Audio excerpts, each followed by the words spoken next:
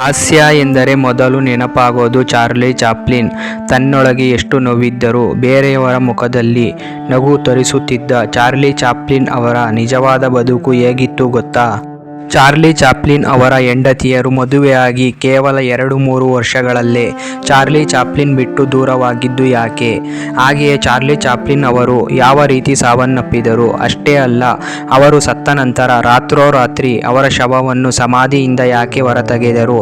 ಈ ರೀತಿ Charlie Chaplin ಅವರ ಬದುಕಿನ ನಿಗೂಢ ಸತ್ಯಗಳನ್ನು ಇವತ್ತು ನಿಮ್ಮ ಜೊತೆ ಹಂಚಿಕೊಳ್ಳುತ್ತಾ ಇದ್ದೀನಿ. ಚಾರ್ಲಿ ಚಾಪ್ಲಿನ್ ಅವರು 1889ರಲ್ಲಿ ಇಂಗ್ಲೆಂಡಿನಲ್ಲಿ ಜನಿಸಿದರು.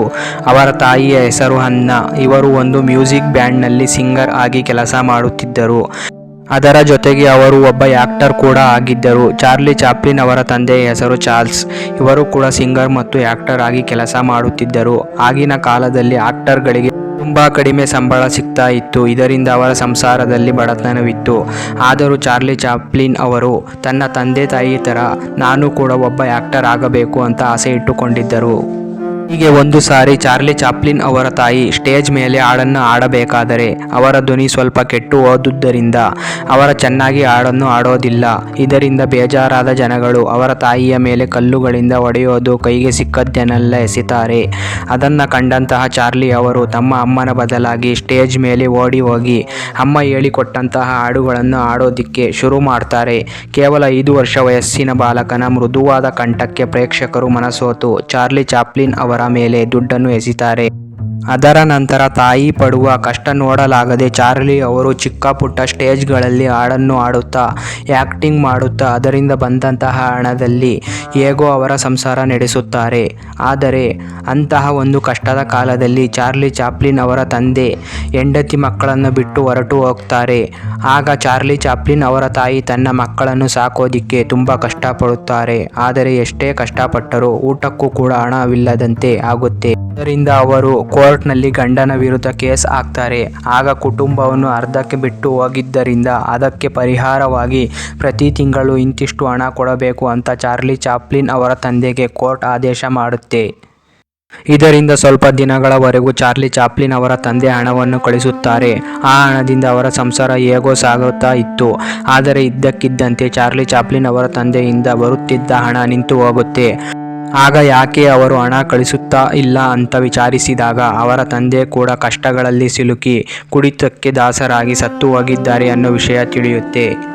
ಇದರಿಂದ ಚಾರ್ಲಿ ಅವರ ಸಂಸಾರ ಮತ್ತೆ ಸಂಕಷ್ಟಕ್ಕೆ ಸಿಲುಕುತ್ತೆ. ಮಕ್ಕಳನ್ನು ಸಾಕೋದಿಕ್ಕೆ ಎಷ್ಟೇ ಕಷ್ಟಪಟ್ಟು ಕೆಲಸ ಮಾಡಿದರೂ ಮಕ್ಕಳ ಊಟವನ್ನು ಹೊಂಚಲಿಕ್ಕೆ ಕೂಡ ನನ್ನಿಂದ ಆಗ್ತಾ ಇಲ್ಲ ಅನ್ನೋ ನೋವಿನಿಂದ ಮಾನಸಿಕವಾಗಿ ಕುಗ್ಗಿ ಹೋಗಿ ಕೊನೆಗೆ ಅವರ ತಾಯಿಗೆ ಹುಚ್ಚು ಹಿಡಿದು ಆ ಹುಚ್ಚಿನಿಂದಲೇ ಅವರ ತಾಯಿ ಕೂಡ ಸತ್ತು ಹೋಗ್ತಾರೆ. ಇದರಿಂದ ತುಂಬ ಚಿಕ್ಕ ವಯಸ್ಸಿನಲ್ಲೇ ತಂದೆ ತಾಯಿಯನ್ನು ಕಳೆದುಕೊಂಡ ಚಾರ್ಲಿ ಚಾಪ್ಲಿನ್ ಅವರು ತಿನ್ನಲಿಕ್ಕೆ ಊಟವಿಲ್ಲದೆ ಹಸುವಿನಿಂದ ಪಾರ್ಕ್ಗಳಲ್ಲಿ ಮಾರ್ಕೆಟ್ಗಳಲ್ಲಿ ಸಿಕ್ಕದ್ದನ್ನು ತಿನ್ನುತ್ತಾ ಎಲ್ಲಿ ಬೇಕೋ ಅಲ್ಲಿ ಮಲ್ಕೊಂತಿದ್ದರು. ನಂತರ ಅವರೇ ಯಾವ ಕೆಲಸವೂ ಸಿಗದೆ ಹೋಗಿದ್ದರಿಂದ ತನ್ನ ತಾಯಿಯಿಂದ ಕಲಿತಂತಹ ನಟನೆಯನ್ನು ಆಧಾರವನ್ನಾಗಿ ಮಾಡಿಕೊಂಡು ದುಡ್ಡಿಗೋಸ್ಕರ ನಾಟಕಗಳಲ್ಲಿ ಚಿಕ್ಕ ಚಿತ್ರ ಪಾತ್ರ ಮಾಡಲಿಕ್ಕೆ ಶುರು ಮಾಡಿಕೊಂಡರು. ಇವರು ಒಂದು ಸಾರಿ ಚಾರ್ಲಿ ಚಾಪ್ಲಿನ್ ಅವರು ಒಂದು ಸ್ಟೇಜ್ ಮೇಲೆ ಆ್ಯಕ್ಟಿಂಗ್ ಮಾಡುತ್ತಿರುತ್ತಾರೆ. ಆಗ ಆ ಶೋ ನೋಡೋದಕ್ಕೆ ಒಬ್ಬರು ಡೈರೆಕ್ಟರ್ ಬಂದಿರುತ್ತಾರೆ. ಚಾರ್ಲಿ ಅವರ ಅದ್ಭುತವಾದ ನಟನೆಗೆ ಅವರು ಫಿದಾ ಆಗ್ತಾರೆ. ನಂತರ ಚಾರ್ಲಿ ಅವರಿಗೆ ಒಂದು ಸಿನಿಮಾದಲ್ಲಿ ಕಾಮಿಡಿ ಪಾತ್ರ ಮಾಡೋದಕ್ಕೆ ಅವಕಾಶ ಕೊಡ್ತಾರೆ. ಆದರೆ ಚಾರ್ಲಿ ಅವರಿಗೆ ಆ ಪಾತ್ರಗಳಲ್ಲಿ ಡೈಲಾಗ್ಗಳನ್ನು ಅಷ್ಟಾಗಿ ಓದೋದಕ್ಕೆ ಬರ್ತಿರಲಿಲ್ಲ. ಇದರಿಂದ ಅವರು ತಮ್ಮ ನಟನೆಯ ಮೂಲಕವೇ ಎಲ್ಲವನ್ನ ವ್ಯಕ್ತಪಡಿಸುತ್ತಾರೆ. ಚಾರ್ಲಿ ಅವರ ಈ ರೀತಿಯ ವಿಭಿನ್ನ ನಟನೆಯನ್ನು ಕಂಡು ಅವರ ಹಾಸ್ಯವನ್ನು ಕಂಡು ತುಂಬ ದೊಡ್ಡ ಮಟ್ಟದಲ್ಲಿ ಅಭಿಮಾನಿಗಳು ಹುಟ್ಟಿಕೊಳ್ತಾರೆ. ಚಾರ್ಲಿ ಚಾಪ್ಲಿನ್ ಅವರು ತುಂಬ ದೊಡ್ಡ ಸೆಲೆಬ್ರಿಟಿ ಆಗ್ತಾರೆ. ಆದರೆ ವೈವಾಹಿಕ ಜೀವನ ಮಾತ್ರ ಬೇರೆ ಥರನೇ ಇತ್ತು. ಚಾರ್ಲಿ ಚಾಪ್ಲಿನ್ ಅವರ ಪಾತ್ರಕ್ಕೆ ಅವರಿಗೆ ಹುಡುಗಿಯರೇ ಹೆಚ್ಚಾಗಿ ಫ್ಯಾನ್ಸ್ ಆಗಿದ್ದರು. ಅದರಲ್ಲೂ ಹೆಚ್ಚಾಗಿ 18 ವರ್ಷ ವಯಸ್ಸಿಗಿಂತ ಕಡಿಮೆ ಇರುವ ಹುಡುಗಿಯರೇ ಚಾರ್ಲಿ ಅವರನ್ನು ಇಷ್ಟಪಡುತ್ತಿದ್ದರು. ಆದರೆ ಚಾರ್ಲಿ ಚಾಪ್ಲಿನ್ ಅವರು ಇಷ್ಟಪಡುತ್ತಿದ್ದರೆ ಹೊರತು ಅವರನ್ನು ನಂಬುತ್ತಿರಲಿಲ್ಲ. ಆದರೂ ಕೂಡ ಚಾರ್ಲಿ ಅವರು 4 ಜನರನ್ನು ಮದುವೆಯಾಗಿದ್ದರು. ಚಾರ್ಲಿ ಚಾಪ್ಲಿನ್ ಅವರಿಗೆ ಒಟ್ಟಾರೆಯಾಗಿ 11 ಜನ ಮಕ್ಕಳಿದ್ದರು. ಚಾರ್ಲಿ ಚಾಪ್ಲಿನ್ ಅವರು ತುಂಬ ದೊಡ್ಡ ಸೆಲೆಬ್ರಿಟಿ ಆಗಿದ್ದರಿಂದ ನಾನು ತುಂಬ ಜನ ಹುಡುಗಿಯರ ಹತ್ತಿರ ಸಂಬಂಧ ಹೊಂದಿದ್ದೆ ಅಂತ ಸ್ವತಃ ಅವರು ಒಂದು ಸಂದರ್ಶನದಲ್ಲಿ ಹೇಳಿಕೊಂಡಿದ್ದರು. ಚಾರ್ಲಿ ಚಾಪ್ಲಿನ್ ಅವರ ಮೊದಲನೆಯ ಹೆಂಡತಿ ಮದುವೆಯಾಗಿ ಅವರಿಬ್ಬರ ನಡುವೆ ಮನಸ್ತಾಪಗಳು ಉಂಟಾಗಿ ಕೇವಲ 2 ವರ್ಷಕ್ಕೇನೆ ಚಾರ್ಲಿ ಅವರಿಂದ ದೂರವಾಗ್ತಾರೆ. ಚಾರ್ಲಿ ಚಾಪ್ಲಿನ್ ಅವರ ಎರಡನೇ ಹೆಂಡತಿ ಮದುವೆಯಾಗಿ 3 ವರ್ಷಕ್ಕೆ ಚಾರ್ಲಿ ಅವರಿಂದ ವಿಚ್ಛೇದನ ಪಡಿತಾರೆ. ಚಾರ್ಲಿ ಅವರ ಮೂರನೇ ಹೆಂಡತಿ ಮದುವೆಯಾಗಿ 5 ವರ್ಷ ಸಂಸಾರ ಮಾಡಿ ಅವರಿಬ್ಬರು ಕಿತ್ತಾಡಿಕೊಂಡು ಚಾರ್ಲಿ ಅವರನ್ನು ಬಿಟ್ಟು ಹೋಗ್ತಾರೆ. ಕೊನೆಗೆ ಚಾರ್ಲಿ ಚಾಪ್ಲಿನ್ ಅವರು ತಮ್ಮ 83ನೇ ವಯಸ್ಸಿನಲ್ಲಿ ತಮಗಿಂತ ಚಿಕ್ಕ ವಯಸ್ಸಿನ ಪೂನಾ ವುಲಿನ್ ಎಂಬ ಹುಡುಗಿಯನ್ನು ಮದುವೆಯಾಗ್ತಾರೆ. ಆದರೆ ಚಾರ್ಲಿ ಅವರ ಆರೋಗ್ಯ ಕಾಲಕ್ರಮೇಣ ಕ್ಷೀಣಿಸುತ್ತಾ ಬರುತ್ತೆ.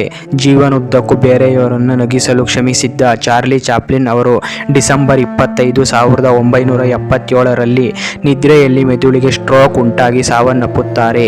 ಇಡೀ ಪ್ರಪಂಚ ಅವತ್ತು ಕ್ರಿಸ್ಮಸ್ ಹಬ್ಬವನ್ನು ತುಂಬ ಖುಷಿಯಿಂದ ಆಚರಿಸುತ್ತಿತ್ತು. ಆದರೆ ಅವತ್ತೇ ಚಾರ್ಲಿ ಅವರು ಕಣ್ಮುಚ್ಚಿದ್ದಾರೆ ಎನ್ನೋ ಸುದ್ದಿಯಿಂದ ಎಲ್ಲರ ಮನಸ್ಸು ದುಃಖಕ್ಕೆ ಒಳಗಾಗಿತ್ತು.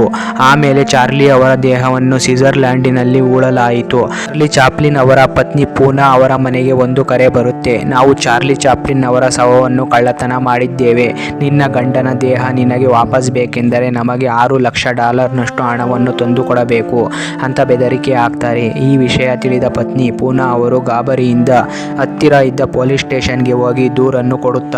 ತಕ್ಷಣವೇ ಪೊಲೀಸರು ಚಾರ್ಲಿ ಅವರ ಸಮಾಧಿ ಹತ್ತಿರ ಹೋಗಿ ನೋಡಿದಾಗ ಚಾರ್ಲಿ ಚಾಪ್ಲಿನ್ ಅವರ ದೇಹವನ್ನು ಕದ್ದಿರೋದು ತಿಳಿಯುತ್ತೆ. ಅದರ ಮಾರನೇ ದಿನ ಚಾರ್ಲಿ ಅವರ ಪತ್ನಿ ಪೂನಾ ಅವರು ಮನೆಗೆ ಒಂದು ಪಾರ್ಸಲ್ ಕವರ್ ಬರುತ್ತೆ. ಅದರಲ್ಲಿ ಚಾರ್ಲಿ ಚಾಪ್ಲಿನ್ ಅವರ ಅಂತ್ಯ ಸಂಸ್ಕಾರ ಮಾಡಿರೋ ಪೆಟ್ಟಿಗೆಯ ಫೋಟೋಸ್ ಕಳಿಸ್ತಾರೆ. ಅದೇ ಸಮಯಕ್ಕೆ ಒಂದು ಕರೆ ಬರುತ್ತೆ. ಅಷ್ಟೊಂದು ಹಣ ಕೊಡಲಿಕ್ಕೆ ಆಗೋದಿಲ್ಲ ಅಂತ ಪತ್ನಿ ಹೇಳಿದಾಗ ತನ್ನ ಮಕ್ಕಳನ್ನು ಕೂಡ ಸಾಯಿಸ್ತೀವಿ ಅಂತ ಬೆದರಿಕೆ ಹಾಕ್ತಾರೆ. ಆಗ ಹಣವನ್ನು ಕೊಡ್ತೀನಿ, ಒಂದು ಸ್ಥಳಕ್ಕೆ ಬನ್ನಿ ಅಂತ ಸುಳ್ಳನ್ನು ಹೇಳಿಸಿ ಅಲ್ಲಿಗೆ ಪೊಲೀಸರು ಹೋಗ್ತಾರೆ. ಆಗಲೂ ಸಹ ಖದೀಮರ ಸುಳಿವು ಕೂಡ ಸಿಗೋದಿಲ್ಲ. ಇದರಿಂದ ತುಂಬ ನಿರಾಸೆಗೊಂಡ ಪೊಲೀಸರು ಚಾರ್ಲಿ ಅವರ ಪತ್ನಿ ಪೂನಾ ಅವರ ಫೋನ್ ಟ್ರೇಸ್ ಮಾಡಿದಾಗ ಆ ಇಬ್ಬರು ಕಳ್ಳರು ಸಿಕ್ಕಿ ಬೀಳ್ತಾರೆ. ಅವರಿಬ್ಬರನ್ನು ವಿಚಾರಣೆ ಮಾಡಿದಾಗ ನಾವು ದುಡ್ಡಿನ ಆಸೆಯಿಂದ ಈ ರೀತಿ ಮಾಡೀವಿ. ಹಾಗೆ ಚಾರ್ಲಿ ಚಾಪ್ಲಿನ್ ಮೇಲೆ ಯಾವುದೇ ದ್ವೇಷ ಇರಲಿಲ್ಲ. ಅವರ ಸಮಾಧಿಯಿಂದ ಅವರ ದೇಹವನ್ನು ಹೊರತೆಗೆದು ಗುಂಡಿಯನ್ನು ಇನ್ನೂ ಆಳಕ್ಕೆ ತೋಡಿ ಇನ್ನೂ ಆಳದಲ್ಲಿ ಮುಚ್ಚಾಕಿ ಚಾರ್ಲಿ ಚಾಪ್ಲಿನ್ ದೇಹವನ್ನು ಕಳ್ಳತನ ಮಾಡಲಾಗಿದೆ ಎಂದು ನಂಬಿಕೆ ಬರೋ ಹಾಗೆ ಮಾಡಿ ದುಡ್ಡನ್ನು ಪಡೆಯೋಕೆ ಆಲೋಚನೆ ಮಾಡಿದ್ದೆ. ಆದರೆ ಗುಂಡಿಯನ್ನು ಆಳಕ್ಕೆ ತೆಗೆದು ಮುಚ್ಚಾಕೋ ಅಷ್ಟರಲ್ಲಿ ಎಲ್ಲಾದರೂ ಸಿಕ್ಕಿ ಬೀಳ್ತೀವಿ ಎನ್ನೋ ಭಯದಿಂದ ಅವರ ದೇಹವಿದ್ದ ಪೆಟ್ಟಿಗೆಯನ್ನು ಸಾಗಿಸಲೇಬೇಕಾಯಿತು ಅಂತ ಆ ಕಳ್ಳರು ನಡೆದಿರೋದನ್ನು ಹೇಳ್ತಾರೆ.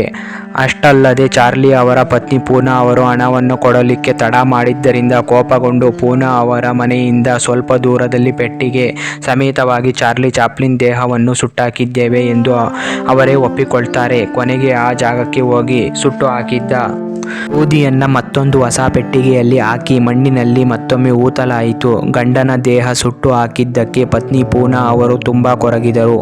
ನಂತರ ಆ ಆರೋಪಿಗಳಿಗೆ ಜೈಲು ಶಿಕ್ಷೆ ಆಯಿತು. ನೋಡಿದರಲ್ಲ ಚಾರ್ಲಿ ಚಾಪ್ಲಿನ್ ಅವರ ಬದುಕಿನಲ್ಲಿ ಎಂತಹ ದುರಂತ ಘಟನೆ ನಡೆದಿದ್ದು. ನಿಜಕ್ಕೂ ದುಃಖದ ಸಂಗತಿ. ಇದಷ್ಟು ಇವತ್ತಿನ ವಿಡಿಯೋ ನಿಮಗೆ ಇಷ್ಟ ಆಗಿರುತ್ತೆ ಅಂದುಕೊಂಡು ಮತ್ತೊಮ್ಮೆ ಹೊಸ ವಿಡಿಯೋದೊಂದಿಗೆ ಬರುತ್ತೀನಿ. ಮತ್ತೆ ನಮ್ಮ ಚಾನಲ್ಗೆ ಹೊಸದಾಗಿ ಬಂದಿದ್ದರೆ ಚಾನಲ್ ಸಬ್ಸ್ಕ್ರೈಬ್ ಮಾಡಿ ಮತ್ತು ಬೆಲ್ ಬಟನ್ ಆಕ್ಟಿವೇಟ್ ಮಾಡಿಕೊಳ್ಳಿ. ನನಗೆ ನಿಮ್ಮಿಂದ ಈ ಶ್ರಮಕ್ಕೆ ಬಯಸೋದು ಒಂದು ಮೆಚ್ಚುಗೆ ಮಾತ್ರ. Anyway, thank you for watching.